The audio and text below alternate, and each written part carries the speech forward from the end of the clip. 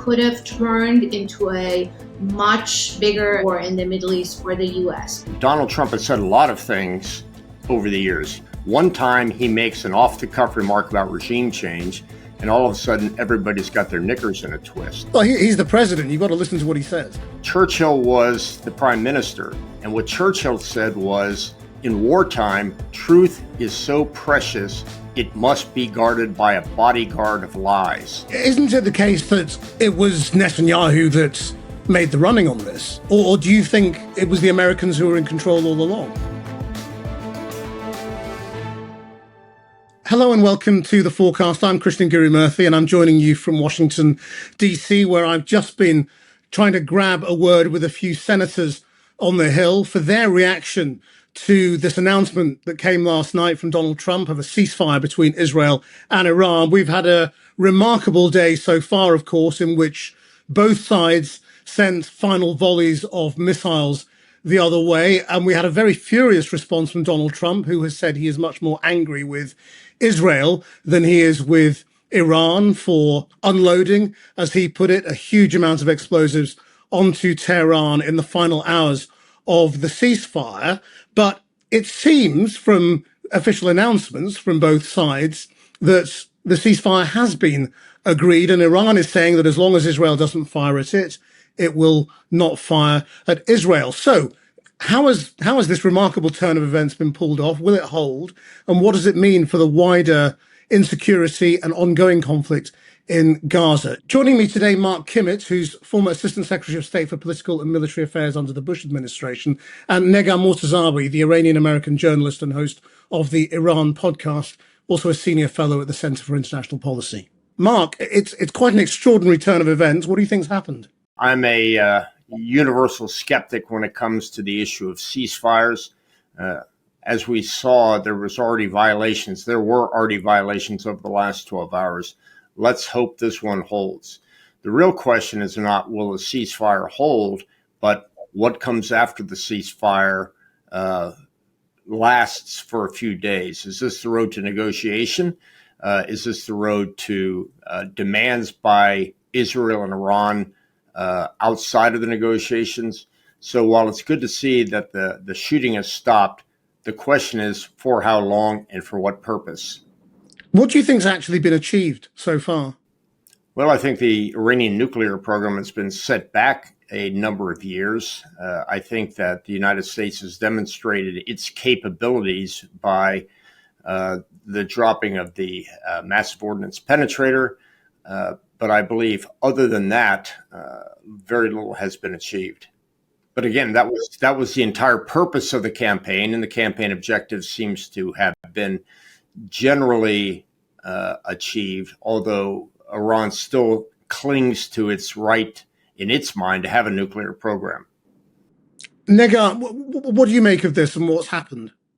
Well, I think this sort of goes with what the Israeli Prime Minister Benjamin Netanyahu has been pushing for the past 2 decades, 20-something years, both publicly and privately, to try to drag the U.S. into a war with Iran, or to sort of find a strategy either for the U.S. to start it, or, as we saw, for Israel to start it and then drag the U.S. in. I think it could have turned into a much bigger and more disastrous, essentially quagmire, the next big war in the Middle East for the U.S. But for now, I think it's important that both sides pivoted. They took an off-ramp. It turned into just a one tit for tat, one U.S. attack, one Iranian retaliation. Thankfully, no lives lost on either side. And I think it's de-escalation on that very important front, which is the U.S. and Iran. On Iran and Israel, I'm not very hopeful that this is going to stop. I mean, the Israelis attacked, again, I think with the hope of dragging the U.S. also into this and keeping the U.S. engaged. And for now, I think that episode has changed, but it may come up again. So I think the U.S. has the power to push for serious diplomacy, to push for ceasefire. And I'm just seeing new posts from the president on social media trying to sort of push for that ceasefire language. I don't know if it's going to hold, But going back to the negotiating table where Iran and the US were before Israel attacked, they actually had their next round of nuclear talks scheduled for 2 days after the Israeli attack. And those negotiations were sabotaged as a result of the attack, which I think was one of the goals of those attacks. If Iran and the US return back to the negotiating table and try to resolve this issue diplomatically, I think that would be the best course of action. And the US does have the power and the influence to make that happen. It's just a matter of whether the president wants to use that power or not. Mark, in terms of what might be on the negotiating table, I mean, if you say very little has been achieved so far, what's possible? Well, first of all, I'd like to address a couple of points that were made. Yes, it's true that Israel has for quite some time wanted to take out the Iranian nuclear program, which makes a lot of sense. The United States was not dragged into this conflict. We came into the conflict as a one and done for the simple purposes of using weapons that only the United States had. Donald Trump was very clear that he did not want to expand the conflict. Now, with regards to the notion of Israel sabotaging the talks, Iran sabotaged the talks. It was clear that they had been given a timeline by President Trump. It is clear that they were slow walking and doing the typical Iranian negotiating style of making demands that they knew that couldn't be kept. They were trying to get this stretched out for a longer period of time, no doubt, having to do with the snapback provisions as well as to be able to continue their program. But this notion that somehow the United States is this dumb big brother that can be, number one, dragged into action, and number two, that behind their backs, these negotiations were sabotaged by the little brother. I think that's a pretty difficult view to accept, that somehow the Americans are just Israel's patsies. But I mean, isn't it the case that it was Netanyahu that made the running on this? Or do you think, it was the Americans who were in control all along? It's been the American policy since the discovery of the nuclear program. It's been the policy of every president that Iran will not have a nuclear weapon. This was a once-in-a-generation opportunity by the Israelis to attack. I can explain that opportunity and why it came now, but I have very little doubt that any other president provided with that same set of data and information would have done the same thing. And what's the crucial point here? Is it that Iran was at its weakest point for a long time? No, October 7th brought this around. It's important to understand that for 30 years, the Iranian regime has been able to deter Israel from attacks. The reason and the method of deterrence was the ring of fire around Israel, that 200,000 plus set of warheads that were owned by Hamas, Hezbollah, inside of Syria, the Houthis. October 7th started a war that resulted in Israel chipping away methodically, systematically, and entirely at the missile programs that these countries had, these missiles that these countries had. And candidly, when the missile threat got down to the point where Israel felt it could manage it, rather than being overwhelmed, as to use the saying from the Battle of Thermopylae, where the Persians could blot out the sun with their missiles and overcome the Israeli missile defense system. Once that was down to a reasonable level, the lifetime dream of every Israeli Air Force pilot came about. They were able to strike, and they did. That would have happened under Obama. That would have happened under Biden. That would have happened under Clinton. So this once-in-a-generation opportunity presented itself, and Israel took it. Negar, do you want to come back? Yeah, so the war, first of all, I'm hearing echoes of sort of the rhetoric that we heard before Afghanistan and Iraq.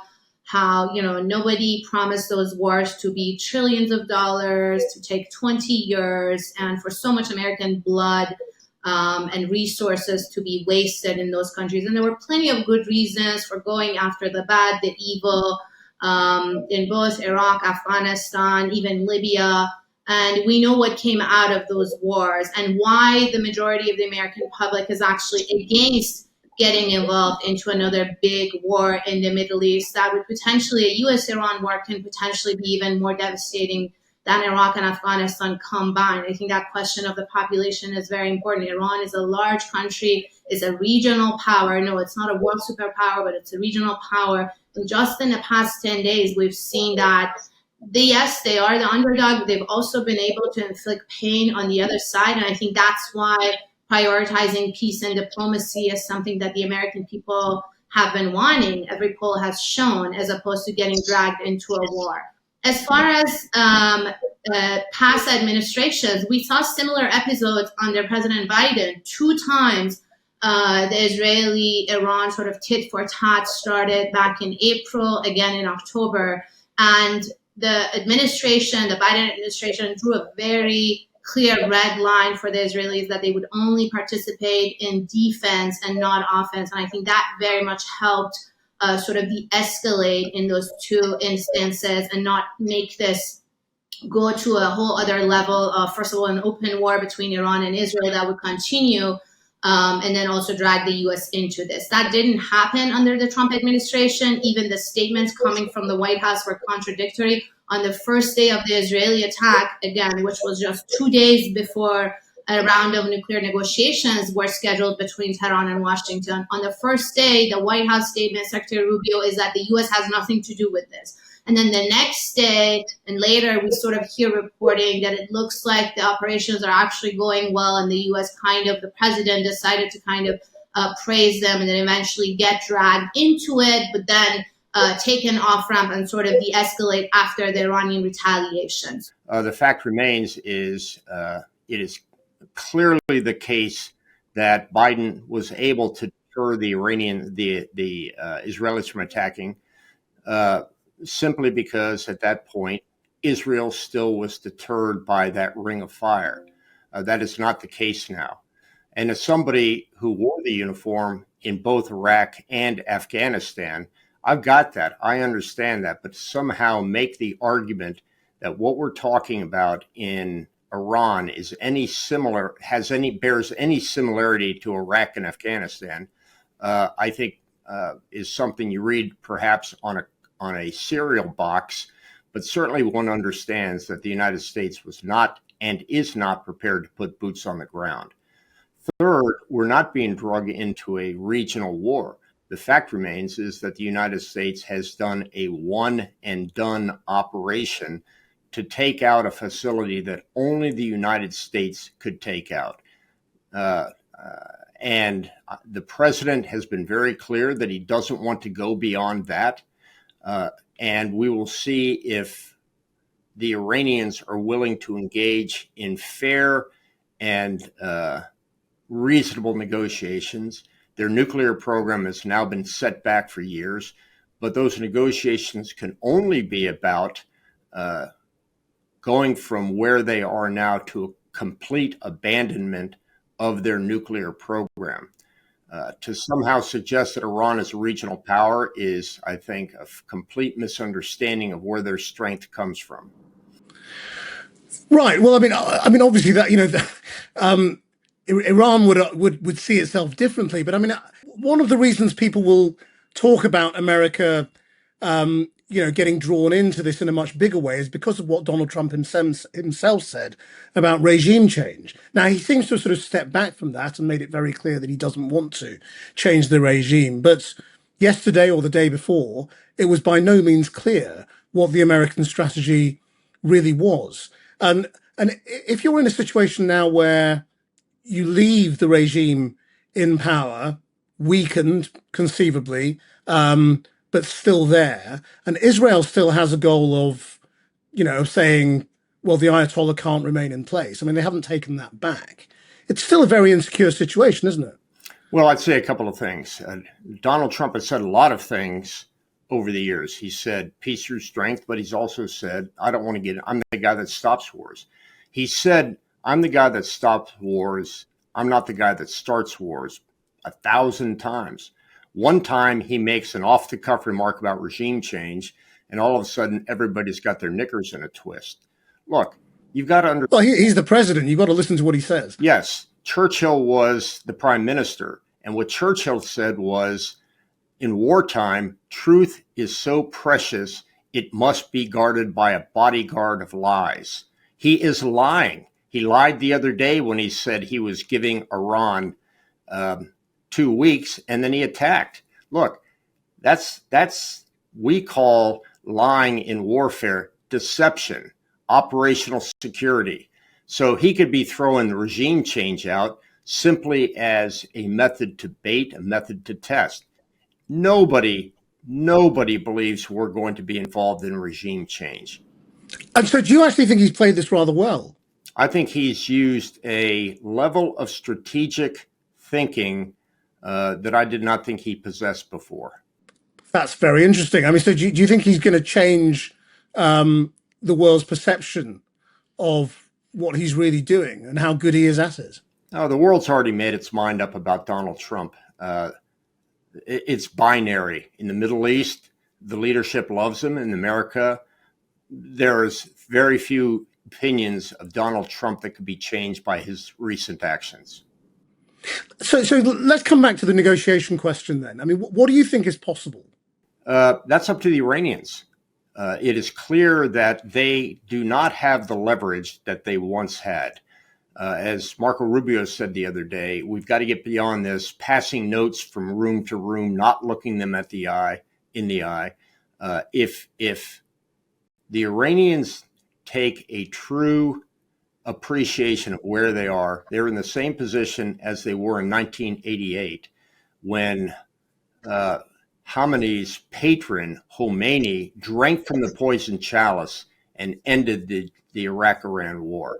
The Europeans agree, the Israelis agree, the United States agree.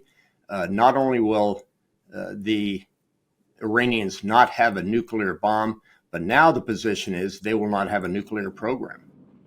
Yes, I mean, Negar, what do you think the Iranian opening position is going to be, and why is having a nuclear program such an article of faith for this regime?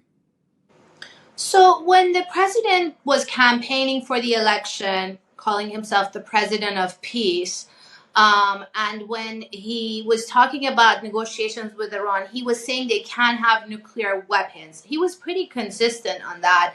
And that was an acceptable position for Iran. And we saw the Iranians coming to the negotiating table with a lot of hesitance. And that's why they were emphasizing on the indirect talks, which I think was a big mistake. If they had done direct talks with the U.S., with Steve Witkoff, maybe we wouldn't be here. Who knows?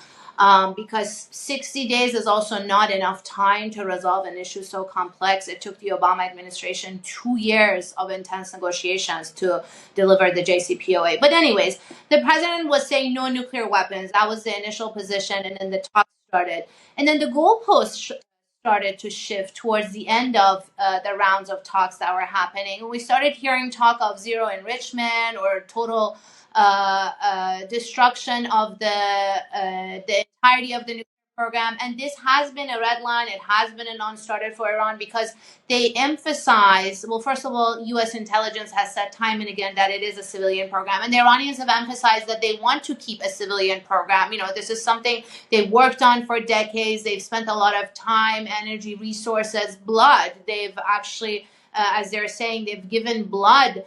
Nuclear scientists have been killed for this. It's something that Iran has insisted on. Now, as far as the value, there's also internal criticism now coming from various political, factions that maybe you should have invested more in air defense or in purchasing fighter jets to defend the Iranian sky better, as opposed to having a nuclear program or an enrichment that couldn't really defend the country. But nevertheless, this is their position. It was a non-starter. And I think the problem with the Trump administration was that they thought they could change the goalpost, move the goalpost throughout the negotiation, and then sort of try to force Iran into accepting. I think one thing that's not very clear the administration understands is that when you go to the negotiating table, you have to be prepared to give something. I feel like right now the understanding is, as the president also posted on social media, unconditional surrender at the negotiating table or in the battlefield is that we come and take something, but we don't give anything. We don't make concessions. And that's been always a problem with anyone who wanted to start negotiations with Iran, which is, of course, a U.S. adversary. It's going to have a very serious political cost domestically here in the U.S. The Obama administration, the president himself, paid a very huge political cost for that. And anyone else who's tried to start that. So I think I'm not sure if that's understood in the administration, if they're ready to make that to pay that political cost. It sounded like the president is, at least the MAGA camp is also supportive of that because there's so much anti-war. But I just think that understanding needs to really be deep, that when you do negotiations, when you do diplomacy, with an adversary, it's going to be uncomfortable and you have to make concessions in order to take something. But the regime is incredibly weak, isn't it? Is the truth. I mean, it's weak politically. It doesn't have a huge amount of support at home. It's just had a disastrous military campaign in which it's not been able to deliver what it's suggested it could. So it doesn't have a strong position going into any of these talks, does it? It doesn't, but I want to be careful as far as assuming that they're completely powerless. I mean, in the past week, there have really been assumptions that this is it. This is the end of the regime. They're going to fall. There's a regime change. We certainly saw it both in the rhetoric of the Israelis and also in their action, hacking state TV and putting out messages for people to rise up and end the regime, etc. And that didn't happen. So I want us to be careful as far as, yes, they're the weak party, they're the underdog, but they're not completely powerless. In fact, these attacks have brought more a sense of unity, both within the system and also among the population. Not a unity as far as affinity for the regime, but as far as, getting a sense that the homeland is being attacked, their sovereignty, their homes, the actual homes of people with a very high civilian loss. And so I don't think that Iran has lost all of their cards, but of course, when they do negotiations, they also should be prepared to make concessions. And potentially now, with all of these hits of the past 10 days, I think they should be ready to make even more concessions than they were before this war started. Yeah, the Iranians are famous for demanding preconditions before negotiations. They no longer have the ability to make those preconditions. Their preconditions usually are, we're not going to talk about proxies, we're not going to talk about missiles, and we're not going to talk about totally disabling and abandoning the nuclear program. To somehow suggest that they have any leverage in this next set of negotiations, look, in the old days, these wouldn't be negotiations. These would be terms of surrender. But the United States, in fact, is willing to do negotiations. It's clear that the United States is willing to offer concessions, and those concessions are trying to reestablish the shambles that is the Iranian economy, taking them off of sanctions, offering them economic and financial assistance. So if the Iranian negotiators can put aside their ideological underpants and actually think about what's best for the people of Iran, there's a lot to talk about. There is no need for any kind of nuclear program in Iran. The fact is, we accepted under the JCPOA that they would be able to have a civilian nuclear program. They violated that repeatedly. If anybody believes that the Iranians were not trying to develop a nuclear weapon, both before and after the first term election of Donald Trump, I think that's a willing suspension of disbelief. The fact remains is Iran has demonstrated that it is no longer a responsible country to be able to enrich uranium, because when they enrich uranium, they not only take it to the level needed for civilian purposes, but also to weaponize. They say they need it for energy and for research. Well, fine. The world is prepared to provide them the uranium necessary for energy and for research. But the position is quite clear. The world doesn't trust you with an enrichment capability because you have demonstrated time after time after time that you can't be trusted. So you're not going to get to have an enrichment capability, and that's where we will negotiate. And from that position, there's a lot that can be done for Iran. I agree with you that regime change is a foolish idea. Hopefully, the people of Iran will recognize that the mullahs have brought them to disaster. The great nation of Persia that has a 2,000-year history may one day come back, but not if they're going to have a nuclear program, and not if they're going to have proxies creating a revolutionary fervor throughout the region, promoting groups such as Hezbollah and Hamas, and not if they continue to have a ballistic missile program that has no other purpose than to not only defend themselves, which is a legitimate concern, but also to deliver weapons of mass destruction, which if they had them, they would use them. But how important do you think in the diplomacy is a question of a little bit of respect for a sovereign nation? I mean, you talk about the world. I mean, America isn't the world. I mean, it's a big and powerful chunk of the world, but the whole world doesn't think the same way about these things. And Iran, after all, is a sovereign nation that wants to take its own decisions and have its own power supplies and security. And it, obviously, it would say there's a double standard at play. Israel doesn't have inspections. Israel has nuclear weapons. Israel has the record of attacking its neighbors and mass killing. So when you talk about responsibility, Israel is not part of this negotiation. No, but Israel is obviously the comparator. We can push this hard. The fact remains is we showed the Japanese a lot of respect as they were signing the surrender documents on the USS Missouri. That's not what the United States is pushing for. It is not trying to take away not only capabilities, but the ideology of revolutionary Shiism, the way we took away the ideology of militarism from Japan. The very fact that the United States is not talking about war crimes tribunals, so on and so forth, ought to be a very, well, let me just simply not go that far. Let me just simply say the United States will show Iran the respect it deserves, keep Israel out of the discussions about these negotiations. They're not party to it. They're not behind the scenes whispering in the negotiators' ears. This negotiation is about the threat from Iran's nuclear program to the United States of America and our allies.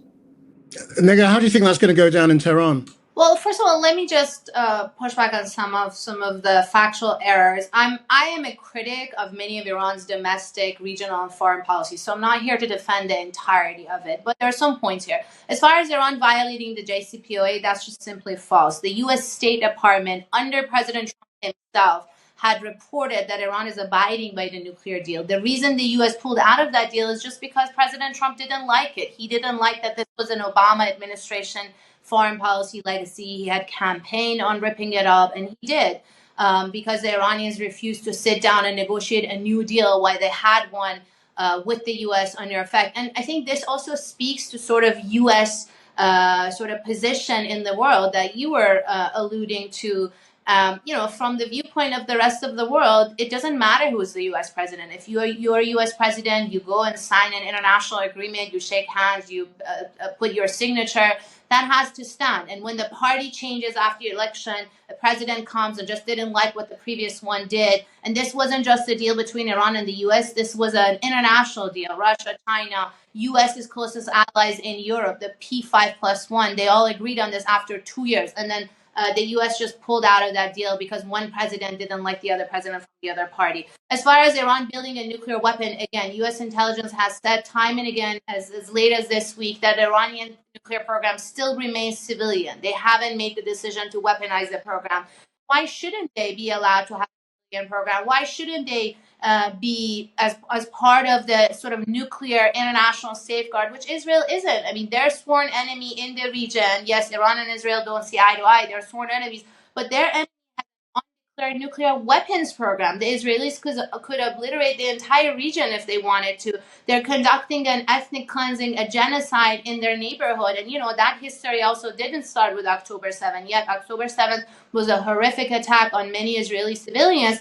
But history between Israel and the Palestinians started 70 years before that. We have to also look at sort of that history and that precedent. So to assume that there's, the entire world and then this one party on the other side, the Iranians, they have no power, they're absolutely weak, and it's just malign behavior one after another, is just not factually correct. There's a lot of domestic politics, U.S. domestic politics involved in here that's affecting U.S. foreign policy. There's a lot of sort of hypocrisy or double standards that the U.S. applies to its own ally and friend in the region that doesn't apply to rivals, the way the Western European U.S. Allies have been dealing with, for example, Russian war crimes in Ukraine, Russia's attack on Ukraine's sovereignty, and the way they don't apply, or the hypocrisy that they do when it comes to Israel and Gaza, or when it comes to two sovereign nations, Iran and Israel, is just something that the rest of the world sees and criticizes. It's not just the global South, it's many other countries also across the region. This doesn't make things factually correct or diplomatic correct. Yes, the U.S. is the most powerful nation. It is an army that you can really win a war against. But at the same time, we see how the U.S. got bogged down in Afghanistan and Iraq, the situation in Libya, and how that brought just more instability, insecurity, and chaos and conflict in the region. And I think, just going back to my point, that's why I think the American people understand that they don't want to get involved in another trillion-dollar war, lots of American bloodlust for what they don't think is going to be in U.S. interest. Well, we are out of time. Thank you both very much indeed for joining us, Mark Kimmitt and Negar Mortazavi. That's the forecast. Until next time, bye-bye.